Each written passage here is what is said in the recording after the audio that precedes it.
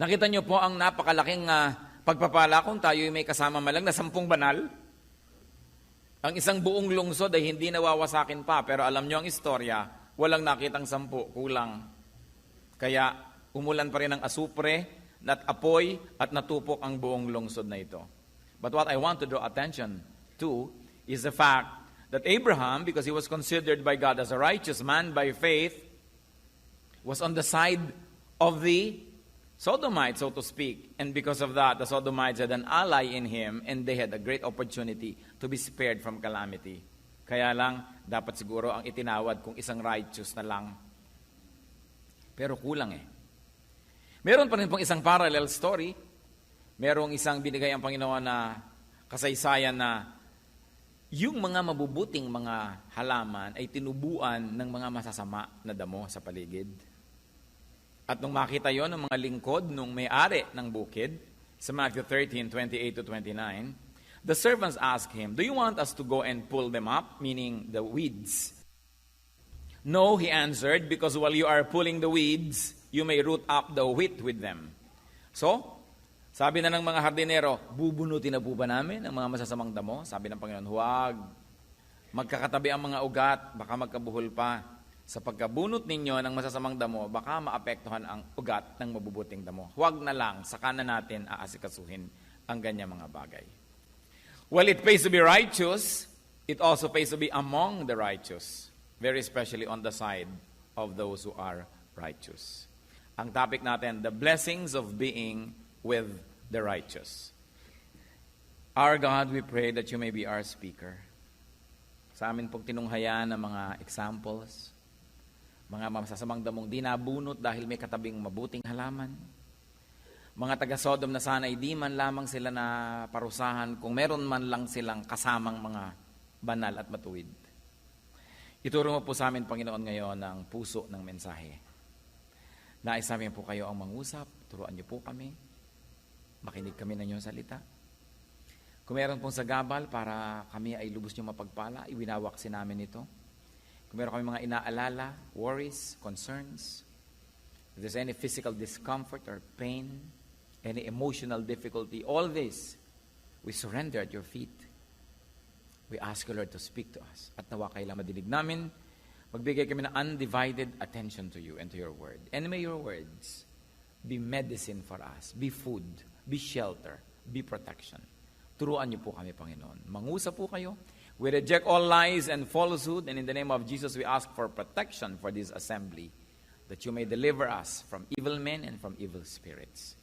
Speak, Father, we ask you, as we continue to ask you, Lord, to cleanse our hearts, continue to purify us from our sins. May your words be our strength. In Jesus' mighty name we pray. The blessings of being with the righteous. Ano nga bang pagpapala kung kasama natin, kabarkada natin, kasalamuhan natin ay mga matuwid? Unang-una, being exposed to life-giving wisdom. Receiving precious wisdom. Siyempre, pagka ang mga kasama mo ay matuwid, ang nadidinig mo sa kanila ay matuwid, makatuwiran, banal, makapangyarihan, you benefit. Proverbs 10:11, the mouth of the righteous is a fountain of life, but violence overwhelms the mouth of the wicked. Pag nagsasalita ang mga righteous people, buhay ang lumalabas sa kanilang bibig. Ikinabubuhay natin. Pag nakain natin ang kanilang salita, lumalakas tayo, nagiging tama, nagiging maliwanag ang pag-iisip, nagiging matuwid ang ating landas. Subalit, pag ang ating kinakasalamuha at pinapakinggan na may masasama, nagiging daw tayo ring mga mapupusok. Violence overwhelms the mouth of the wicked. Therefore, those who listen to the wicked will become violent. Kaya napakahalaga pinipili ang kasama. Proverbs 10:20-21, the tongue of the righteous is choice silver, but the heart of the wicked is of little value. The lips of the righteous nourish many, but fools die for lack of judgment. So mahalagang mahalaga, matanggap natin yung blessing na yon. Mga kapatid, sino bang mga kasama nyo lagi? Sino ang ating mga kausap? Sino ang mga textmates natin? Sino ang mga kausap natin sa telepono? Sino ang mga kasulatan natin ng email? Sino ang lagi nating pinapakinggan? We must be blessed by being with the righteous. Yun lamang may matuwid na taong nandyan, napakalaking pagpapala na sapagkat siya dahil matuwid, pwedeng daanan ng pagpapala ng Diyos patungo sa atin. Another blessing of being with the righteous is being blessed as a group or with a group. Tulad ng halimbawa, dapat nangyari sa Sodom, kung meron man lang 10 matuwid, mabebless na yung buong lungsod.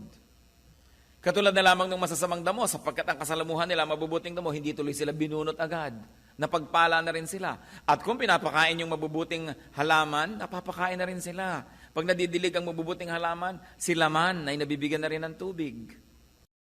Napakaraming pagpapala kung tayo'y nakikigrupo sa mga mabubuti. Proverbs 3:33, the Lord's curse is on the house of the wicked, but He blesses the home of the righteous. Ano daw ang nando sa buong sambahayan ng mga masasama? Sumpa. Isipin ninyo na kahit medyo mabuti-buti kayo, kung yung kasama nyo sa bahay puro mga masasama, edi yung sumpa sa kanila, nadamay na rin kayo. Pero, He blesses the home of the righteous. So, lalo't-lalot kung kayo yung head of the family and you are righteous, what will happen to people who belong to your family and to your household? Pati sila nabe-bless. Nakikita ninyo, pati mga tauhan, mga katulong, mga empleyado sa bahay ng isang taong pinagpapala ng Diyos, mas masarap pa ang kinakain nun kesa doon sa mga ibang member ng family na ang head ay hindi pinagpapala ng Diyos, gutom ang inaabot nila. Pero kung ikaw ay napasama sa isang taong matuwid at pinagpapala ng Diyos, kaya ikaw ay anak, kaya ikaw ay empleyado, kaya ikaw ay nandun sa kanyang kinukupkop, pati ikaw nababless. Kaya kung tayo po ay nasa piling ng isang pinagpala, nasa piling tayo ng isang taong matuwid, nasa piling tayo ng mga taong alam natin pinagpapala ng Diyos, yun palang blessing na. Napakasarap na kasalamuhan natin ang mga kinalulugdan ng Diyos. Kung sakasakaling naka-schedule na palang lumaglag ang eroplanong ito dahil may sumakay na kinalulugdan ng Diyos, makakarating pa muna to sa airport.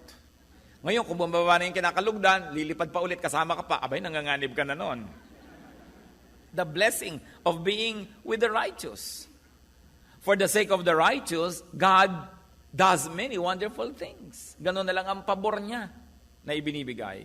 Proverbs 11:10, when the righteous prosper, the city rejoices.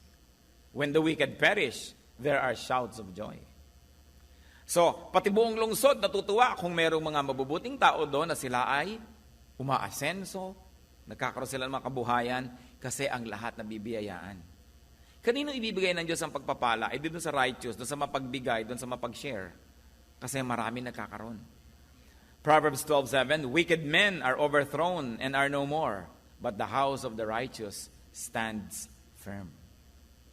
Yan ang concern po ng maraming mga magulang, mga ama, mga ina, pisad mga ate at kuya. Gusto natin mabigyan ng security ang ating mga anak, ang ating mga nakababatang mga kapatid, ang mga taong nasasakupan natin.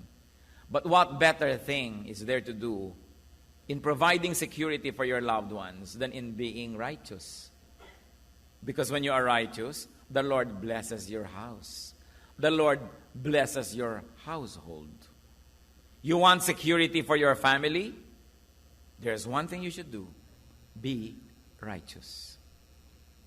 Sa pagkakamali ng iba, sa kagustuhan nila na mabigyan ng financial security, kung minsan ang kanilang mga anak, ang kanilang asawa, pamilya, they become corrupt. Nagnanakaw sila sa kanilang mga kumpanya, nagnanakaw sila sa kanilang mga kapwa-tao, nagnanakaw sila sa gobyerno, kung sila taga-gobyerno, kung gusto nila na bigyan ng higit sa kanilang kayang kitain ng kanilang mga anak.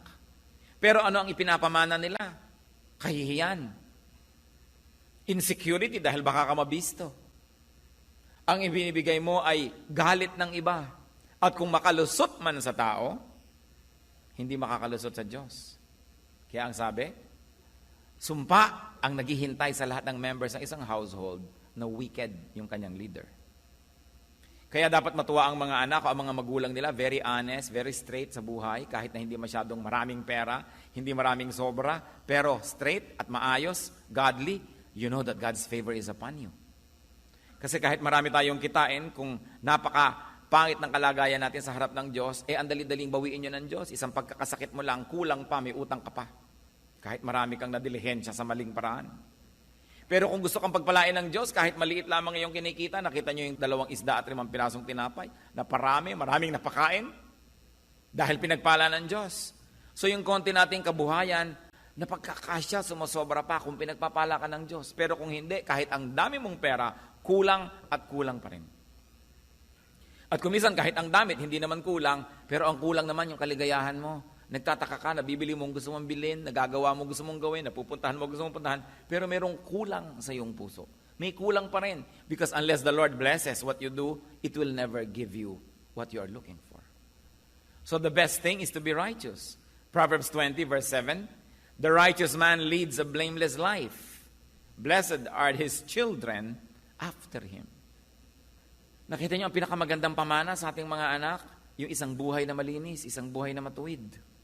Sapagkat ang pagpapala nakakarating hanggang doon sa mga susunod pa na mga generation. It's a great blessing to be with a righteous person.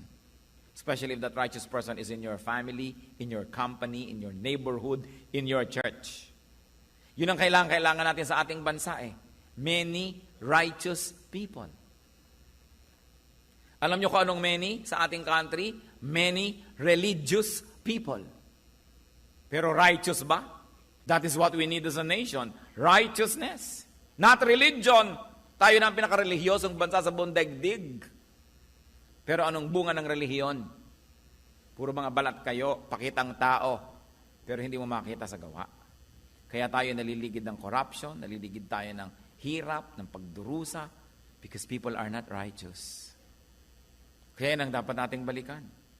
If we are only surrounded by righteous people, this country will be much, much better. But you know, we also have ourselves to blame. Kung hindi man tayo ang gumagawa ng kasalanan at karumihan, pinapayagan naman natin kasi. So, sangkot din tayo dyan. Kasali din tayo kung bakit maraming unrighteousness. But remember, it's a great blessing to be righteous and to be surrounded by righteous people. What is another blessing of being with the righteous? Having a powerful helper in prayer. An advocate, a petitioner. Proverbs 15:29, the Lord is far from the wicked, but, church read, He hears the prayer of the righteous. Sino po ang makapangyarihang tao sa mundo? Yung bang ang lalaki ng mga muscle? May kapangyarihan din yon. Yung maraming barel, meron din kapangyarihan yon. Pero ang tunay na makapangyarihang tao sa mundo, yung matuwid. Bakit? Pag nananalangin siya, dinidinig siya ng Diyos. At pag dinidinig ka ng Diyos, ang laking kapangyarihan yon. So mabuti yung buhay na mapayapa, tahimik, malinis. Malayo daw ang Diyos sa mga masasama. Kaya huwag na huwag tayo kahit kailan na kung minsan ay natetempt mainggit sa gumagawa ng mali. Mabuti pa yung mga kasamahan ko, nagnakaw, sila ay ngayon ay maraming pera. Mabuti pa yung mga classmates ko nung araw, gumawa sila ng hindi maganda ngayon. Pag nakikita kami sa reunion, silang may magagandang kotse, ako wala. Hindi kinakainggitan kahit kailan ang gumawa ng masama. Dahil sabi ng Bible, the Lord is far from the wicked. Maybe material things can come near to them because yun nga ang pandaya sa kanila ng Satanas. Pero kahit may material things ka, kung hindi mo naman yun na-enjoy sa kalooban ng iyong puso, meron kang guilt, at ikay natatakot, may humahanap sa'yo, may naghahabol sa'yo, o kung talagang namanhid ka na sa lahat ng yon, ay baliwala na sa'yo at natutunan mo ng matuwa ka sa mga mali, pero haharap ka pa rin sa Diyos at kawawa ka pa rin sa wakas. Hindi natin dapat kakainggitan kahit kailan yung, nag-cheat, pumasa tuloy sa test. Nang agaw sa mga mana ng kapatid, tuloy mas marami siyang naipamanat sa kanyang mga anak, yung mga pamangkin niya, walang-wala. Yung mga nandaya sa negosyo, dinaya ang kanyang kapartner, dinaya ang mga kliyente, nagkapera, ng 1, 2, 3, tumakbo, nag-abroad, natakbuhan na lahat ang dinaya. Sa palagay niyo ba dapat kainggitan yon? No, because the Lord is far from the wicked. But He hears the prayer of the righteous. Ang isang tao, pag nagpapakabuti siya at ang buhay niya ay mabuti, ang totoo nun, nagpapalakas siya ng talagang supernatural strength because he is on God's side. Akala ng mga iba, pagka nasiyahan na sila sa mga panandalian nilang kailangan, immediate needs, immediate pleasures, blessed na sila. Pero laging malaki ang bayad ng mga bagay na yon. What is another blessing of being with the righteous? It is having a standard.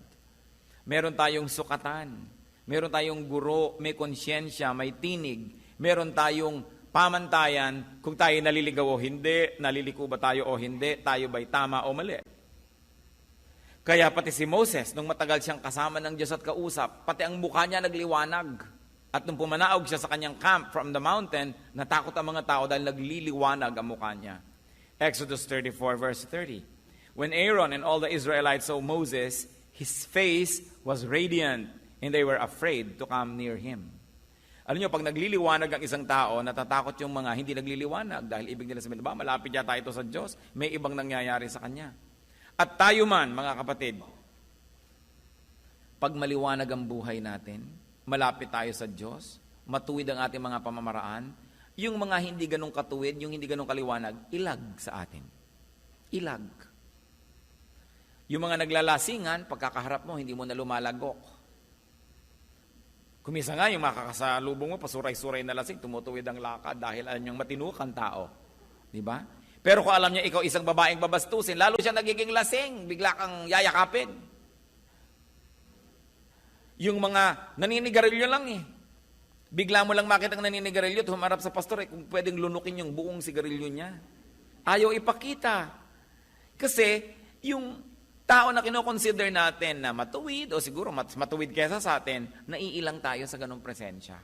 At mabuti yon. Kasi naaalala natin na meron tayo dapat ma-achieve sa buhay. Na ba't ba tayo naiilang? Ano bang kulang sa atin? Di dapat pagsikapan nating maging tuwid din. Dahil pare-pareho lang naman lahat ng taong pinapatawad lang ng Diyos.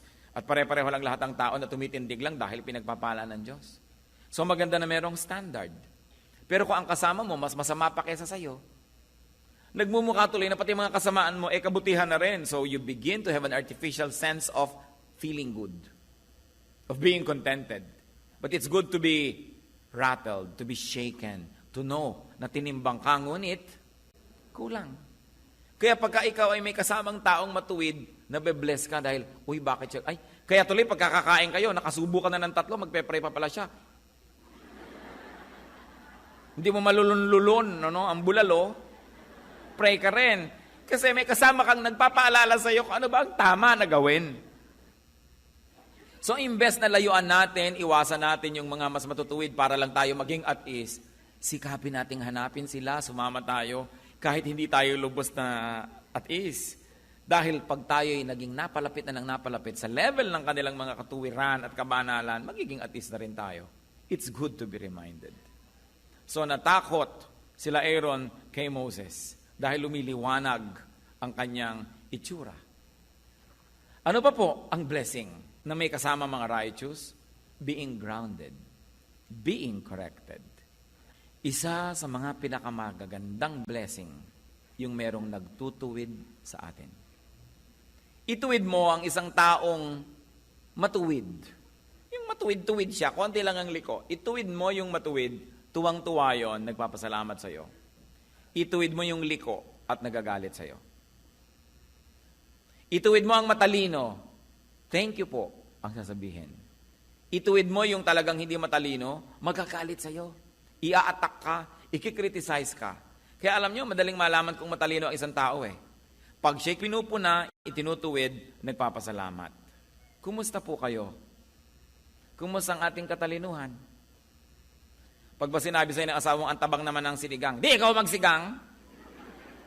Anong tawag doon? Hindi matalino. Kasi yung matalino, thank you for reminding me. Hayaan mo, dadagdagan natin ng patis next time. Pag sinabing, alam mo, medyo magulo yata ang buhok mo, ay, thank you ha. Sige, magsusuklay ako sa bandero. Hindi yung, ikaw ang buhok mo, mas magulo pa. Alam mo, hindi matalino yung taong yon. Tanungin yung katabi nyo kung matalino siya. Nagagalit ka ba pag pinupuna? Be corrected. A righteous person rebukes a brother or a sister whenever needed. That's why it is a great blessing if there's a righteous person around. Kung ang lagi nating kasama, oo ng oo, sang-ayon ng sang-ayon, payag ng payag, kahit mali na ang ginagawa natin, hindi blessing yon, sumpa yon. Kasi hindi tayo na itutuwid. 2 Timothy 4:2, preach the word. Be prepared in season and out of season. Correct, rebuke, and encourage with great patience and careful instruction. So ang bilin ni Paul kay Timothy, rebuke people if needed. It is our duty. Isa pong malaking kayamanan kung may nagtutuwid sa atin. Marami mga tao nalilihi sila ng landas. Lalo't sobra na silang mayaman, makapangyarihan o sikat. Alam niyo kung bakit sila biglang nagse-self-destruct? Because nobody corrects them anymore. And they do not accept rebuke and correction anymore. Then they begin to self-destruct. Kaya mahalaga rin yung may mga old friends ka, bago ka naging superstar, bago ka naging president o governor, bago ka naging kung ano, may mga old friends ka that you maintain your friendship who can tell you, alam mo yung ginawa mo na yan, isang malaking kabaliwan. And yet, hindi siya nangingimi, kaya niyang sabihin, at pwede kang makinig. It's a precious, precious wealth to have people who can rebuke us. Another blessing of being with the righteous is being on the safe side. When you are on the side of the righteous, you are safe. Ito pong binabanggit ko na si Moses. Ang gulo-gulo ng mga taong nililid niya. Wala naman siyang gusto kundi ikabubuti ng mga tao. Lagi na lang nagre-reklamo ang mga tao. At hindi sila nauubusan ng mga leader-leader na nagtatanim ng discontentment sa puso ng mga tao at laging gusto mag-rebellion. Finally, may nangyari sa mga taong rebellious na ito. Ang pangalan ng leader nila si Korah. At sa number 16, 19 to 35, basahin natin. When Korah had gathered all his followers in opposition to them at the entrance of the tent of meeting, the glory of the Lord appeared to the entire assembly. The Lord said to Moses and Aaron, "Separate yourselves from this assembly so I can put an end to them at once." But Moses and Aaron fell face down and cried out, "O God, God of the spirits of all mankind, will you be angry with the entire assembly with only one man sins?" Then the Lord said to Moses, "Say to the assembly, move away from the tents of Korah, Dathan, and Abiram." Moses got up and went to Dathan and Abiram, and the elders of Israel followed him. He warned the assembly, "Move back from the tents of these wicked men. Do not touch anything belonging to them, or you will be swept away because of all their sins." So they moved away from the tents of Korah, Dathan, and Abiram. Dathan and Abiram had come out and were standing with their wives, children, and little ones at the entrances to their tents. Then Moses said, "This is how you will know that the Lord has sent me to do all these things and that it was not my idea. If these men die a natural death and experience only what usually happens to men, then the Lord has not sent me. But if the Lord brings about something totally new, and that earth opens its mouth and swallows them with everything that belongs to them, and they go down alive into the grave, then you will know that these men have treated the Lord with contempt." As soon as he finished saying all this, the ground under them split apart, and the earth opened its mouth and swallowed them, with their households and all Korah's men and all their possessions. They went down alive into the grave, with everything they owned. The earth closed over them, and they perished and were gone from the community. At their cries, all the Israelites around them fled, shouting, "The earth is going to swallow us too." And fire came out from the Lord and consumed the 250 men who were offering the incense. You see this great lesson. Merong lideran, nagtatayo ng rebellion against Moses. May mga sumusunod naman at may dalawang sumunod sa kanyang minor leaders. Anong sabi ng Panginoon? Ihiwalay ang mga yan at nang matapos na ang usapin na ito. At sabi ni Moses, huwag kayong lalapit sa kanilang kampo. At yung buong kampo nila, naglabasan sa kanilang tent, itong mga leader, pati mga asawa, mga mumunting anak. Lahat ng kanilang mga alagang mga hayop, ang kanyang mga ari-arian, ang lahat ng mga tagasunod, anong ginawa? Bumuka ang lupa at nilulun silang lahat ng buhay at sumarang muli. Alam nyo, nakarinig ako ng mga kwento ng mga gerilya nung araw na naglilibing sila ng buhay ng mga makapili. Inililibing nila sa pampang ng ilog yung mga makapili buhay. Yun daw natabunan mo na, gumagalaw pa yung lupa dahil sumisikap silang huminga, gumagalaw pa sila dahil mga buhay. Tapos unti-unting humihina yung galaw ng lupa hanggang wala na. At walang duda na ganoon din ang nangyari dito sa istorya na ito. Nilulun ng lupa ang mga tao, buhay, kasama ang mga anak, mga katulong, lahat ng ari-arian, sapagkat kung ikaw nasa panig ng masama, nadadamay ka. Hindi ba ngayon din ganoon? Subukan mong napakasama ng ugali ng iyong magulang at marami kang mamama ng kaaway. Kung yung magulang mo mahilig makipag-away sa kanya mga hipag, mga kapitbahay, ikaw din kaaway ka ng mga anak ng mga kaaway niya. Hindi na matapos-tapos, generation to generation. Subukan mo na palaaway ang tatay mo pag nalalasing, hinahamon ng babag pati tren. Siguradong ikaw ay masusugatan kaaawat, pati ikaw mamaya mapapaaway ka na rin. Talagang nagkakadamay-damay pag nando ka sa panig ng masama. Kaya yung mga iba ay nagpunta lang sa bahay ng isang kaibigan, nag-raid biglado ng mga may kapangyarihan, meron palang drug and pot session nangyayari doon. Nadamay siya kahit nanghihirap lang siyang notebook. Kasi nandun siya sa maling lugar, kasama siya ng mga paparusahan. Kaya, do not be on the side of the wicked. Huwag kayo nakikikampi, nakikibarkada, sumasama dahil maraming nadadamay. And of course, another blessing of being with the righteous is receiving light and salt, receiving life and flavor in life. Dahil siya'y pinagpala, alam niyo po yung osmosis, the movement of liquid from a place of higher concentration to a place of lower concentration. Lagi nang gaganon, kaya yung napkin, ilagay mo sa basa, nababasa yung napkin. Kasi low concentration ang wetness doon, lilipat sa kanya. Pero ganun din ang kabutihan, lumilipat din yan.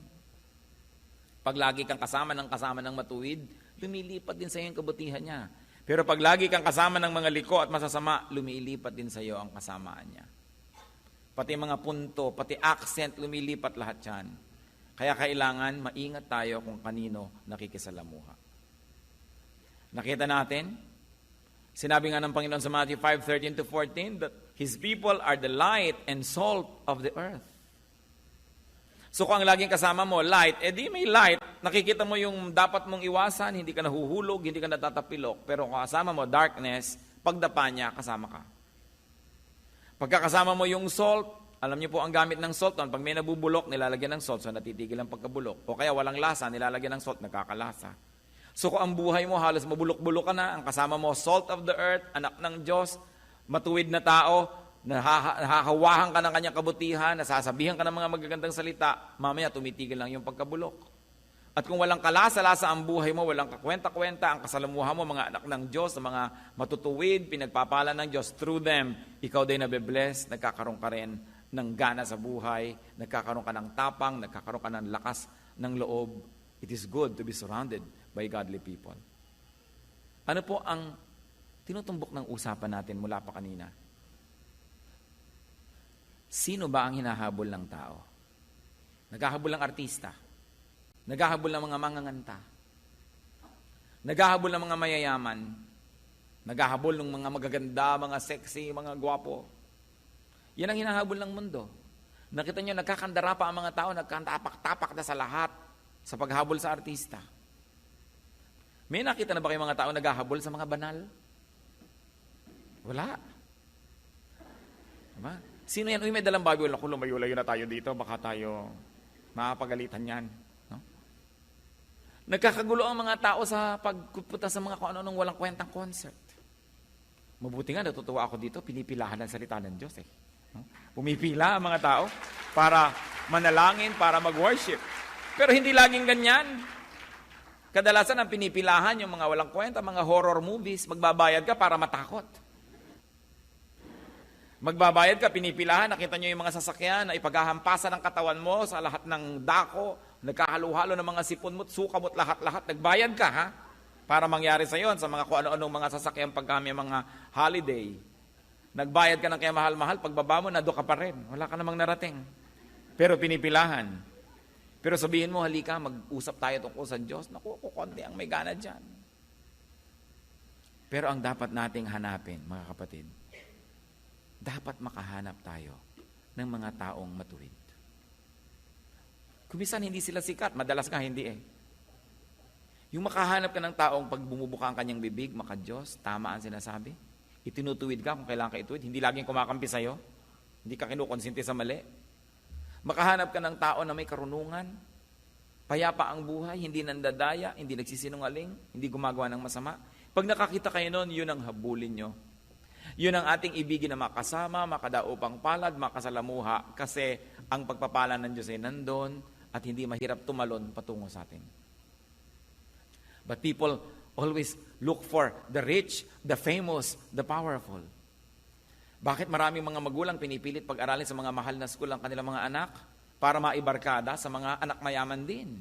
Para maisama doon at maisabay. Sabi, para may pagdating ng araw, magaganda ang mga connection mo.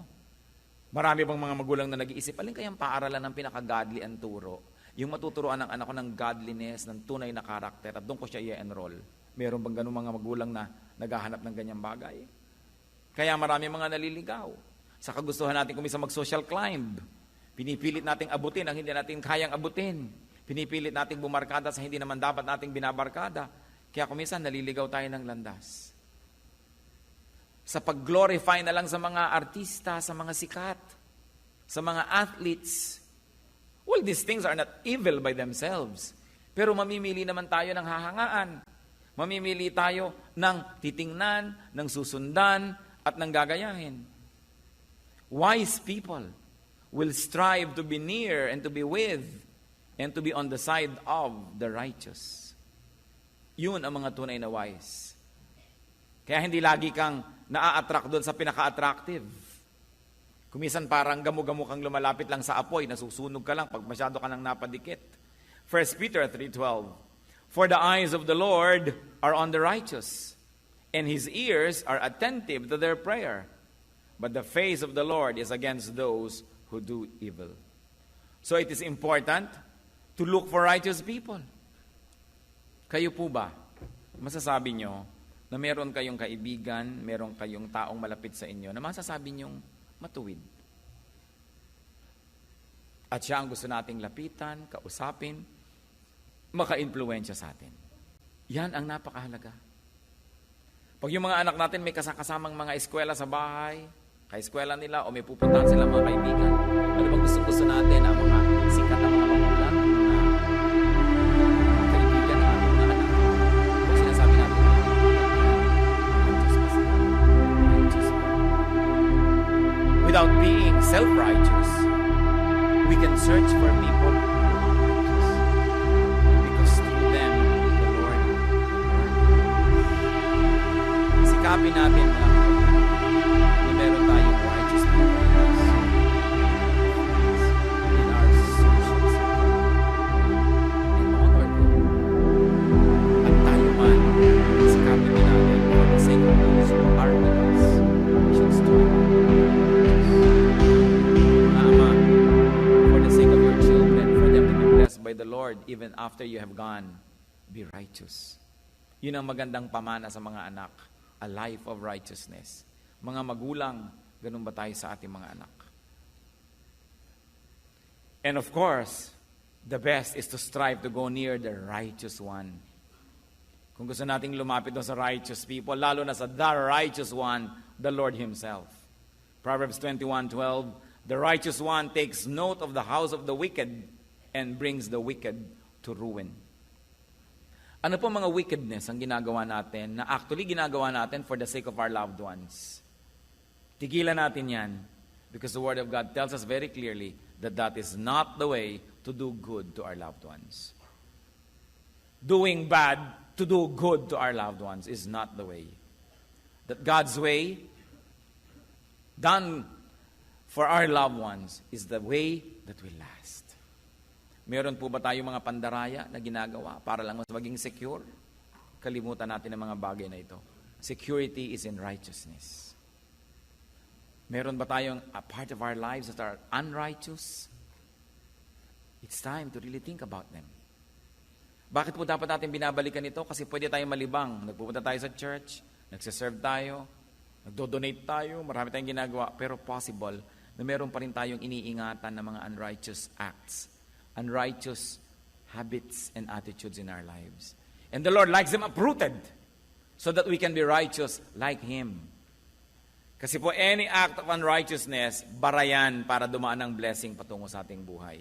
Kaya ayaw ng Panginoon na nandyan yan. Tayo ba blessing to our household, to our companies, to our workplace, to our community, to our church, to our nation? Lalong-lalo sa ating bayan.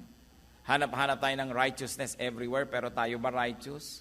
Pag mahuhuli ka ba ng pulis sa takot mo ng maabalay, maglalagay ka na rin, tapos gusto mo righteousness? Gusto mo naman mag-shortcut ng mga pamamaraan, maglalagay ka na lang, di tinotolerate natin ang lahat ng mga unrighteous acts sa mga tao. we become part of the party to blame. Tapos anong ginagawa natin sa ating mga anak? Sa kagustuhan natin sila kung minsan na mag-excel, baka naman sinisira na natin ang kanilang karakter, sa sobrang natin kapupush. O kaya sa gusto nating excellence nila, pinalaban na lang natin sa lahat ng tao, gumagawa na tayo ng paraan, lagi para na lang siya manalo. Wala tuloy siyang karakter. Ang gusto lang niya, lagi manalo. Winning is not the point, but it is in being righteous, because the righteous are blessed. Not the winners are automatically blessed, but the righteous. Are we so obsessed with winning or with being righteous? Pag mamimili tayo, righteousness o winning, nasa na tayo? At kung meron tayong tao na gusto nating makasalamuha, makasama, makausap ng 2 oras, sinong gusto niyong makausap? Isang very, very righteous person o si Tom Cruise? Hindi ko naman sinasabing hindi siya righteous, malay ko ba? Diba? Pero immediately ba, yung star, yung sikat? Ganun ba? Are we going to think like the rest of the world thinks? Bakit pa sinabi na, we are the children of light, we are the salt of the earth, we are God's children? Mahalaga maiba ang ating mga pananaw. Pahalagahan ang dapat pahalagahan. At talikuran, yung dapat talikuran. Kung meron po kayong righteous person in your circle of friends, in your family, it's a great blessing. Sikapin nyo rin maging blessing sa kanya. At kung tayo naman, gawin nating blessing tayo sa ating circle of friends. Kung pupunta kayo sa family reunion, pupunta kayo sa mga lamay, sa mga kasalan, sabi nyo, Lord, give me a mission today. Make me a blessing. Hindi yung pupunta ka sa class reunion nyo, ang iniisip mo, yung pinakamagandang kotse ang dapat kong dala para humanga aking mga classmate, pinakamalaki dapat ang hikaw ko, pinakamakintabang belt ko, diba? Pinakamalaki dapat ang pulseras ko. So ang gusto mo, magka-inferiority complex sa mga dati mong classmate, gusto mo ma-impress sila. Ano yun? Di ba wickedness yun? Pag pupunta ka pa nga dapat sa mga reunion, dapat ka mag-dress down, magpakasimple dahil marami sa mga tao, hindi siguro nakarating sa narating mo, hindi nagkaroon ng nakakaroon ka. So anong gusto mo? Mainggit pa sila, mahiya, ma-inferior, o gusto mo silang tulungan, gusto mo silang palakasin ang loob? Napakahalaga. There's nothing wrong about dressing up if you want to glorify the Lord through beauty and you want to feel good. But there's also a wicked way of dressing up when you just want others to be inferior to you. When you want to make yourself a star. Kaya kumisan kahit sa mga Kristiyano, nandun pa yun. Kaya sabi ko, kailangan lagi nating sikapin na siyasatin ang sarili natin for any pockets of unrighteousness. Because kumisan, gusto mo halimbawa na mag-special number ang anak mo sa church para ba maglingkod o para masabing, wow, siya ang nag-i-special number. The Lord is our judge. We can deceive people, but never God. And it is important to be righteous on the outside and on the inside. Heavenly Father, we pray that the words that we have shared today will be powerful in our lives. Maging paalala sa amin, Panginoon, kung meron kami mga dapat talikuran ng mga kasamaan, mga kasinungalingan, lalo't nakasanayan na namin at wala nang hapdi pagka ito'y ginagawa namin. Turuan mo manumbalik ang aming puso sa inyo. To be sensitive to sin, to cherish righteousness, and to cherish people who are righteous. Nawa, Panginoon. Huwag kami ang maging dahilan para matisod yung mga matuwid. Kundi makatulong kami sa kanila na lalo silang mapalapit sa iyo. At kami man, Panginoon, makita mong lumalapit sa iyo, nagiging matuwid ang aming buhay, nagiging blessing kami sa aming pamilya, sa aming mga kaibigan, sa aming church, sa aming bansa. Siyasatin mo kami, Panginoon, ngayon. Ano ang attitude namin sa mga makadiyos na tao? Umiiwas ba kami? Naiilang ba kami? Kami ba'y asiwa pag sila'y nandyan? O hinahangad naming makausap, makadaupang palad, makatrabaho, yung mga taong malapit sa iyong kalooban? Ituro mo po sa amin, Panginoon, ang higit lalong mataas na pamamaraan. Salamat, Panginoon, sapagkat alam man namin o hindi, kung kami ay may mga kasamang mga matuwid, na pagpapala rin kami. Ang dalangin namin, nawa. Dahil din sa aming mga katuwiran sa iyong pananaw, mapagpala rin ang ibang mga kasama namin. Turn us into blessings instead of curses to people. Kung meron sa amin, Panginoon, na nagiging dahilan para may matisod pa, magkasala, kami na nga itong Kristiyano, kami pa nagyayaya sa kasalanan, kami pa nag-encourage, patawarin niyo po, Panginoon, at maituwid ang aming buhay. At nawa, yung inyo pong righteousness, makita sa amin. Mga kapatid, magbulay-bulay tayo sandali. Hindi lang relihiyon, righteousness ang hinihingi sa atin ng Panginoon. kalinisan ng puso, disiplinadong isip, na nag-uumpisa pa lang yung maruming pag-iisip ay tinatanggihan na, pinapaalis na, hindi na pinapahaba pa. Righteousness that is important to God, which may not be visible to people, but is very visible to God. Humingi tayo ng paglilinis, humingi tayo ng pagsisiyasat. Pagpasalamat natin ang mga matuwid na taong ginagamit ng Panginoon tayo pagpalain, at ialay natin ang ating sarili na maging pagpapala rin sa iba sa pamamagitan ng ating katuwiran. Be alone with the Lord for a while. Let the Spirit of the Lord